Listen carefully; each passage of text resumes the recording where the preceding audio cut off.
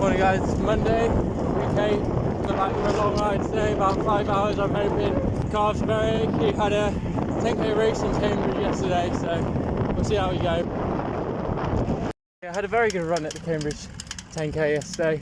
Ran a big PB, 35 minutes and 5 seconds. And yeah, calves are hurting today because I have stiff ankle joints, so my calves get overworked when I run. It's only really evident when I'm out the saddle on the bike, so we'll see how we go today because obviously it's quite hilly.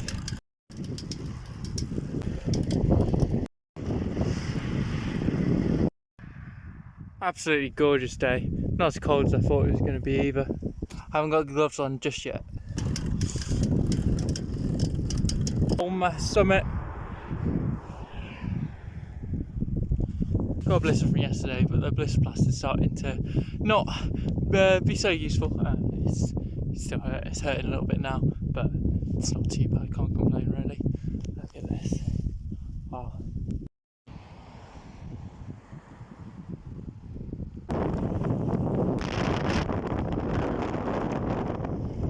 Five hours in the saddle done. Always hard work that. Morning guys, it's Tuesday and I got first session of the week. 6 minute 30-30 interval, followed by 5x4 minutes, so not going to be an easy one.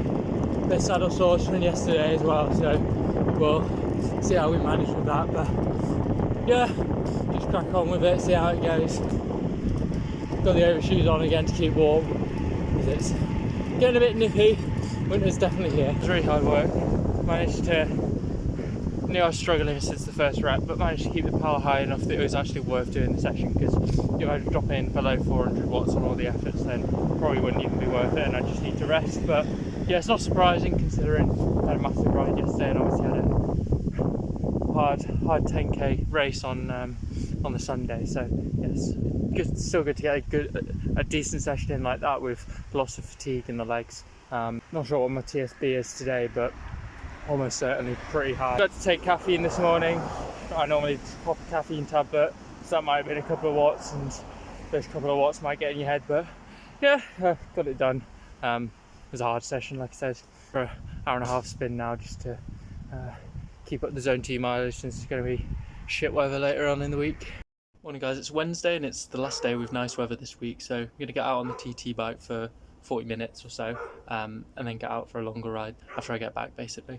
So yeah, I've done the changes to the TT bike that wax drivetrain does, and I've adjusted the Wahoo mount, for example. So yeah, crack on with this ride again. Oh, and I've got proper pedals, so I can actually use my shoes. Just did 50 minutes there on the TT bike, and everything seems all good.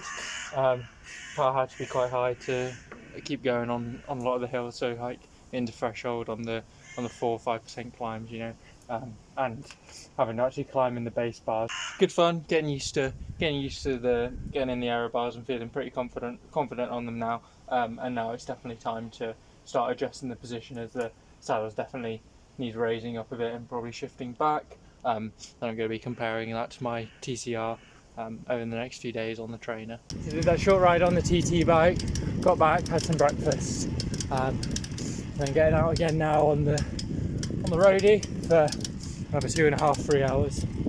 Last nice day of the week. It's absolutely gorgeous today, and it's maybe raining the rest of the week.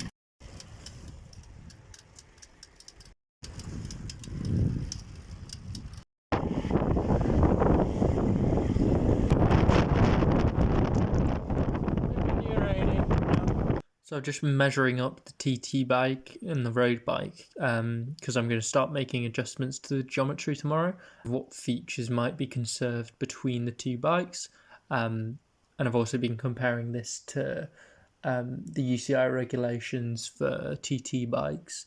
For the TCR, there's stuff like the saddle setback, which I might want to be able to conserve between the two bikes, so have a similar saddle but setback on both bikes. Things on the TT bike which need to be within regulation. Now, a lot of them seem fine, apart from the saddle setback, which currently with the previous owner's setups is actually a UCI illegal setup, where the front of the saddle is in front of the centre of the bottom bracket. On my TCR, it's quite a bit behind, so I'd definitely want to shift that back, and if you shift it back more than 50 millimeters, then you get a extra allowance with the reach that you can have on the aero extension. So I definitely want to be putting the saddle back, but I already knew that. Choices for comfort, but then also want to make sure that the setup's within regulation. Regulations are there for a reason. They give an idea of what's going to be advantageous. You want to get close to the limits of what's allowed, basically. Just play around with the setup really and get an idea of what works for me.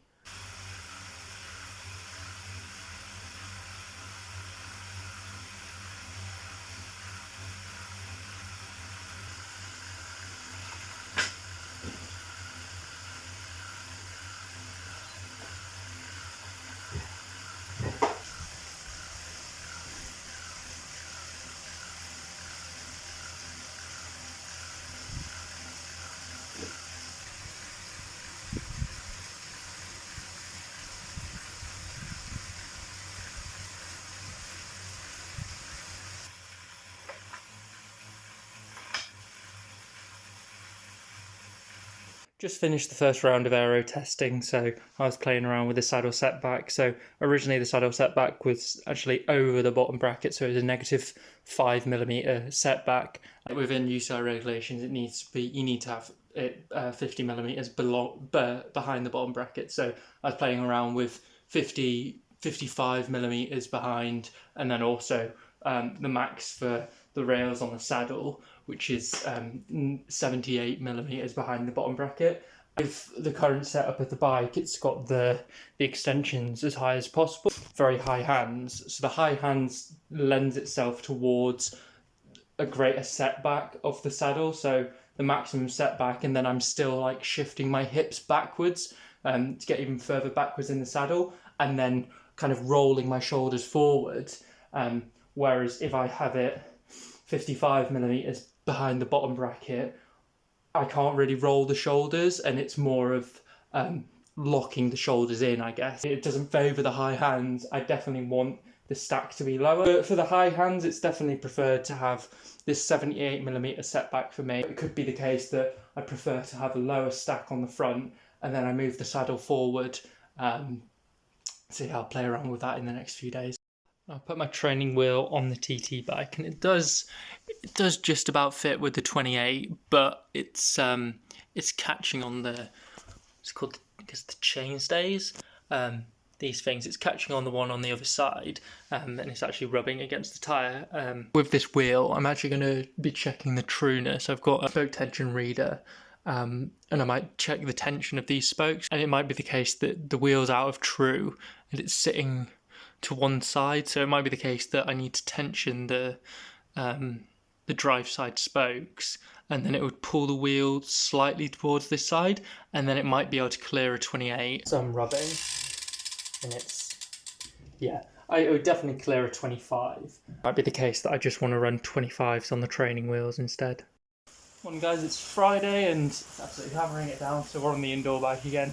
Did a good bunch of testing yesterday, did 2 hours of riding, but I was actually in here for 3.5 hours making adjustments to the bike.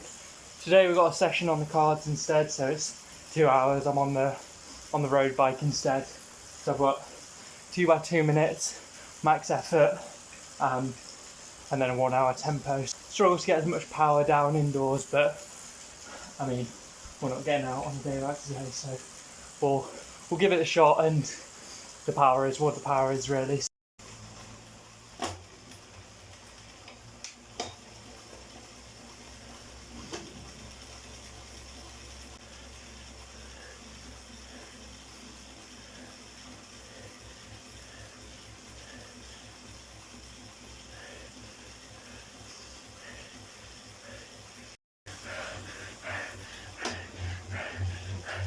Ah!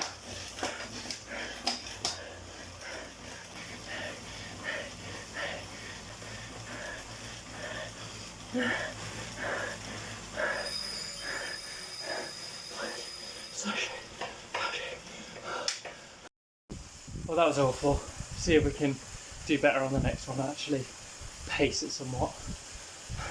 I just overcook it at the start every single time. Not filming, and better song choice on that second one, so that was a lot better. Yeah, and then I knew what to pace it like based off the first one. Still fucking hard work. Like running 800 metres again. 2 minutes of pain. Halfway to my hour tempo now. Power's down on the last 2 weeks, but it's not surprising because I always struggle to put more power down on the indoor trainer. Done 12 days on in a row because Sunday last week, which is normally where I rest day, had that 10k race in Cambridge, so 12 days on at the moment. It's not surprising that form's going to be a bit more down than usual, but yeah, doing alright. Actually felt a lot better in the second half there and managed to bring up the average power a bit. Still below 300 watts for the hour, but indoors, like I said, 12 days on, so that's not too bad really. And just another session in the bike at the end of the day. All good. Morning guys, it's Saturday, the last ride of the week before the overdue rest day. Just out for 2 hours today. Had lots of rain over the past 2 days and I was just expecting to be on the trainer again today, but looked at the forecast and the rain stopped, so might as well get out because it looks a bit ropey next week as well. Wet roads, lots of debris, but I'm sure we'll be fine. We're just sticking to the standard 2-hour loop, which is a pretty major road, so it should be alright. It's always good to get out. We're going to do some more aero testing on the TT bike, but it is pretty draining doing that, so probably do that next week when the weather's bad again. Yeah, we are not going through that. That looks like Rufford Ford or something. Mental. It's actually really nice. Just really enjoying the ride today.